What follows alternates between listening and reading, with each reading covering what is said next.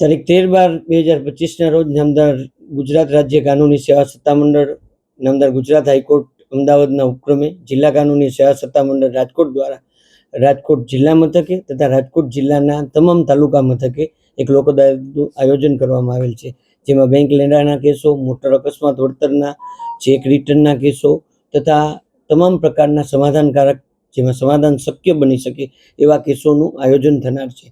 આ અંગે છેલ્લા 3 મહિનાથી જુદી જુદી ફાઇનાન્સ કંપની, વીમા કંપની, બેંક વગેરેના અધિકારીઓ સાથે મિટિંગો યોજી અને પક્ષકારો મહત્તમ પોતાના તમામ કેસો સમાધાન લાયક હોય તે લોક અદાલતમાં મૂકે અને લોક અદાલત થકી, સમાધાન થકી આવા કેસોનો નિર્ણય થાય એ માટે આપના થકી તમામ જાહેર જનતાને એવું જણાવવામાં આવે છે કે પોતાનો કેસ જે કોઈ કોર્ટમાં ચાલતો હોય ત્યાં જઈ અને પોતાનો કેસ લોક અદાલતમાં મૂકવા માટે મહત્તમ પ્રયત્ન કરે.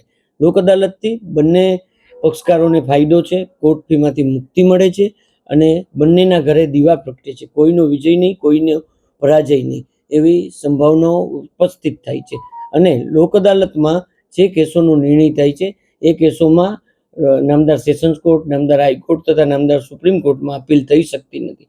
આ લોક અદાલતનો મોટામાં મોટો સિંહ ફાળો છે. કેસીસ છે તે કેટલા આઈડેન્ટિફાઈ થયા છે કે જે લોક અદાલતમાં જઈ શકે? રાજકોટ 13/12/2025ની લોક અદાલતમાં આજ સુધીમાં જે આઈડેન્ટિફિકેશન થયેલ છે તે 30,000 ઉપરાંતની સંખ્યામાં જુદી જુદી કોર્ટોએ આઈડેન્ટિફિકેશન કરી અને કેસો મૂકેલા છે. ઓકે.